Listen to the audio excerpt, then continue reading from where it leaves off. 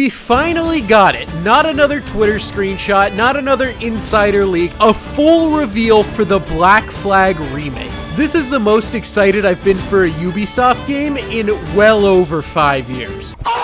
So in honor of that, I came up with 7 things that you didn't know, probably, about the Black Flag Remake. Number 1, the date and the price point. It's coming out, give me a drum roll, on July 9th. That's a little over 2 months from right now, and the trailers look great. It looks finished. It looks like a lot of time and effort and crafting has been put into this game, but there's always that little voice in the back of my head that says, what if they're pushing it too early? Remember, guys, before this reveal, all we had was rumors, speculation, insider tweets, and Twitter screenshots. Nothing had been official, and then suddenly they go, yeah, we're gonna drop the details soon, just hold on. And everything comes out all at once. I mean, there were some people, including me, who wasn't even sure if we were going to get it this year, let alone if it just hit development hell and we were going to get it at all. So I can't help but wonder if there is internal pressure by an executive or something along the lines of that, where they really need to get this game out by a certain deadline. Now, they are also charging full price for this. Yes, I know games are $70 now, but this was full price back when the game first came out. Now, I don't like it being full price. I mean, let's be real. Who would want to pay full price to a corporate giant like Ubisoft for a game we already played?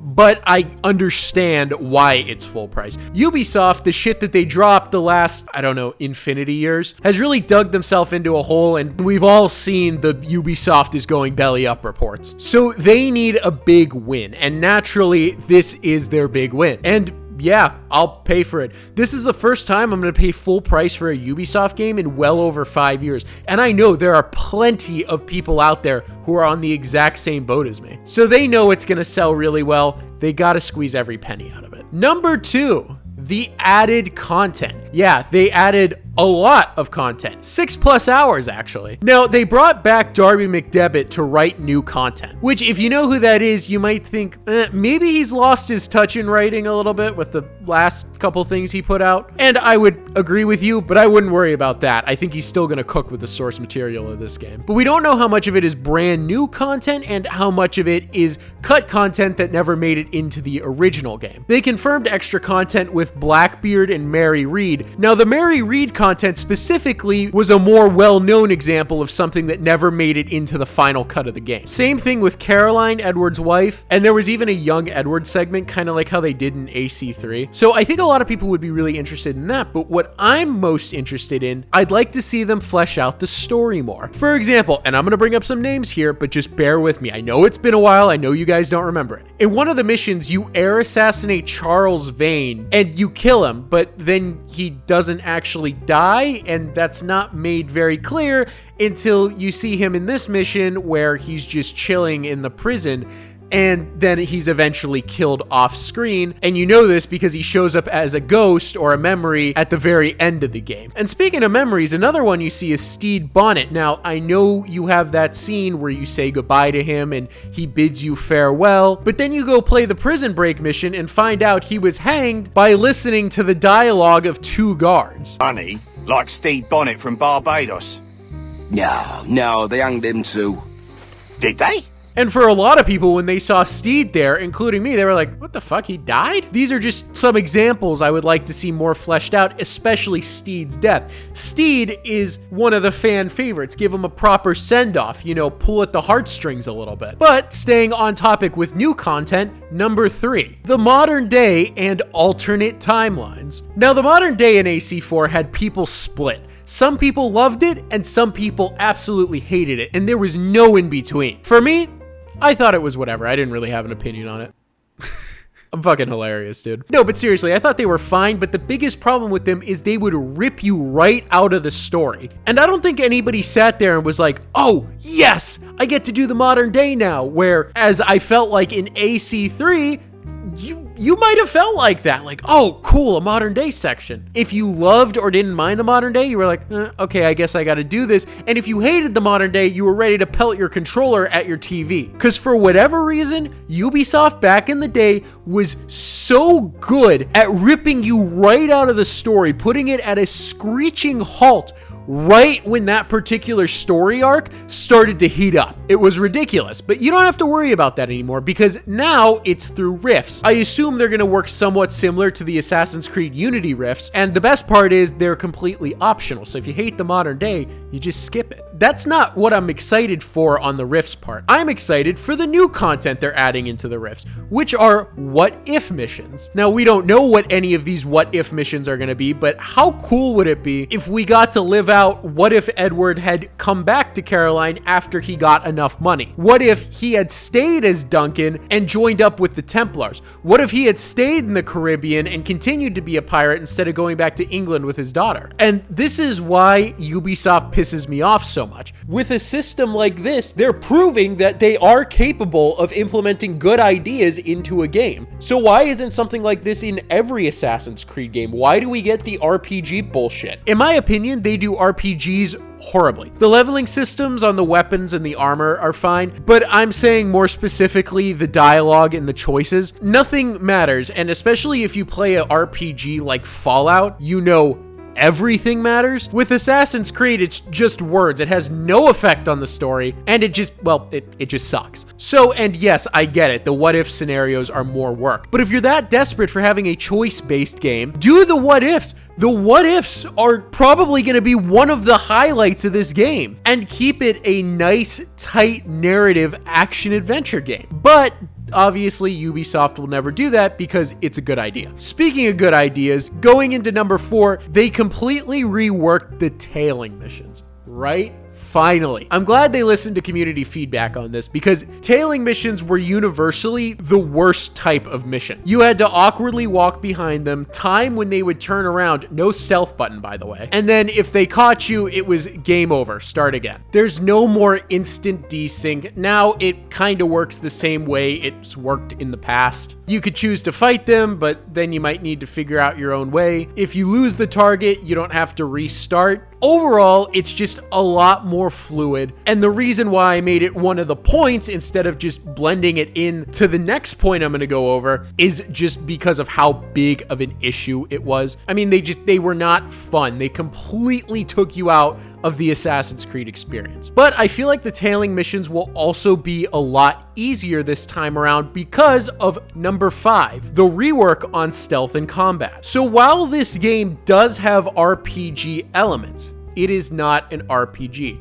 It has trinkets, it has some things baked into the weapons, but there are no levels, no dialogue options, no bullshit. It's just an action-adventure game, which is what they needed to do. You can tell a lot of TLC has been put into this project. You can tell that they stayed very true to the Black Flag formula and didn't make it Assassin's Creed Valhalla reskin. The stealth is similar to what we've seen in past titles with the ability to crouch and hide behind things, but also it has improved AI, so I imagine it's going to be very similar to the Shadows stealth. Shadows fucked up a lot. Shadows was not a good game, but one thing it did get right was the stealth. Enemies had peripheral vision, they could look up, and they did have somewhat of a brain, so you actually had to get really creative on how you were going to execute an assassination. You had to use a lot of the tools at your disposal, and you couldn't just climb up side of something, double stab, no peripheral vision, stab, didn't hear me, stab. You had to be smart about it, and that's probably what we're going to see in this game. As for the combat, it looks like something similar to Odyssey, but obviously way more bare bones because instead of a Greek god, you are a pirate. But I'm so okay with that. Make the leg kick something you have to earn or time properly. Make it so you can't just keep pressing X and killing somebody. Have it so you get punished if you mistime something. Just because of how bare bones it is and you don't have 9 million abilities you can use, just based on how it looks in these trailers, this could be a very, very fun combat system. But I regret to say, and don't quote me on this because nothing's confirmed, nothing's out there yet, but I don't think you're going to be able to use your hidden blades to fight. I know, it sucks. I'm just as disappointed as the next guy. It's not fun, which sucks. Like, I can't imagine that would even be that hard to code in, right? I don't know. Everything else looks great. That's the one complaint. And speaking of everything else, number 6, your quality of life upgrades. Now, I'm going to give you a blast from the past here. Do you guys remember E3? E3 was basically a big conglomerate of PlayStation State of Play, Nintendo Forward, and everything else out there. every summer, all of these companies would come together and present what they've been working on at E3. It was legendary. They need to bring it back. So when Black Flag presented itself at E3, it looked great, but obviously you're watching this side by side and you could tell a lot was cut from the atmosphere. So I'm sure some of that cut content that'll be added back will be like that, but on steroids. Because check out these new side-by-sides. I mean, it's night and day. You can tell they really put a lot of TLC into this. And the comments beat me to it. How the remake looks is how we all saw it back in 2013. The game just looks unreal. And speaking of unreal, no loading screens. Fucking hell yeah, can I get some W's in the chat? And the map is not bigger, however, it is more detailed. Remember pulling up to an island that's half the size of your boat and has a singular chest on it with like $5 on it, and you're like, wow, I'm so glad I came here. Islands like that are now going to be much more detailed, which, hell yeah, man.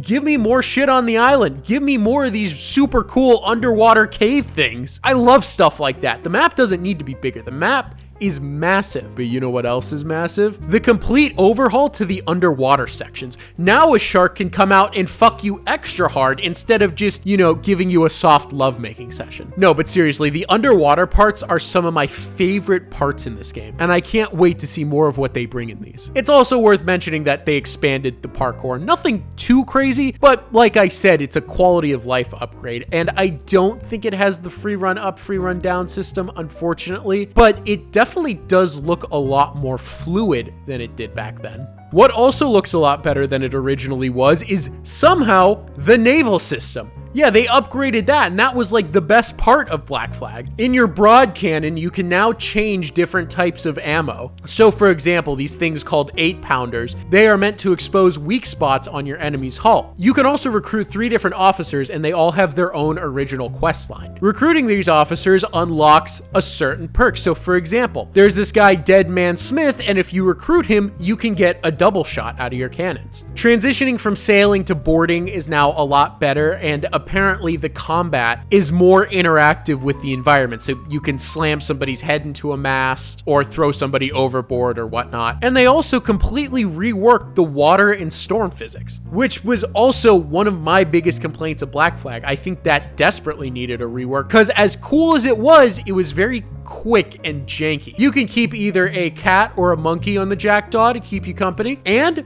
for the most important thing, there are 10 new sea shanties. I think before this reveal, a lot of people, including myself, were cautiously optimistic or even very whatever about the game, because we didn't know if we were going to get this game this year, let alone at all. Maybe it hit development hell, who knows? But now I can confidently say I'm excited for this. So yeah, I think I did a pretty good job of covering the big things. I don't think there's much more that's really worth mentioning, but let me know if I missed something important. Have a great day.